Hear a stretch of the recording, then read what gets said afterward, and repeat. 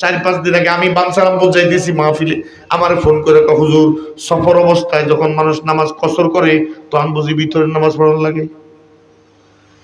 আমার জিজ্ঞাসা, আমি কে হ্যাঁ সফর অবস্থায় ফরজ 2 রাকাত পড়লে কি হবে, ভিতর 3 রাকাত পড়া লাগবে, এটা ওয়াজিব। আমি কই ইন্না লিল্লাহ ইন্না লিল্লাহ ইন্না লিল্লাহ, সারা জীবন কিনলাম। কারণ তো সারা জীবনে যা সফর করছে কোনোদিন এই ভিতরের নামাজ পড়ে নাই।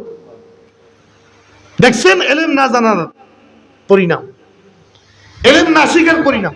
এখন আমার হুজুর আল্লাহর রাস্তা আমার কোন, এবার আমি কিনতাম, আমি প্রত্যেকদিন বিতিরের সাথে একটা বিতির কাজা করতে থাকেন, নিয়োগ করতে থাকেন, আল্লাহ আমি জীবনে যত বিতির ছাড়ছি প্রথম বিতিরটা আদায় করতেছি। পরের দিন বিতির পড়ার সময় আরেকটা বিতিরের কাজা পড়েন, পরের দিন বিতিরের সময় আরেকটা বিতিরের কাজা করেন, আল্লাহর কাছে তওবা করেন। তাহলে এলেম শিখা কত জরুরি।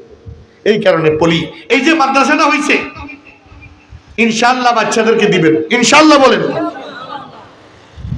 অন্তত নামাজটা শিখবে, হালাল হারাম শিখবে, আল্লাহর কালামের তেলাওয়াত শিখবে, ওযু গোসল শিখবে।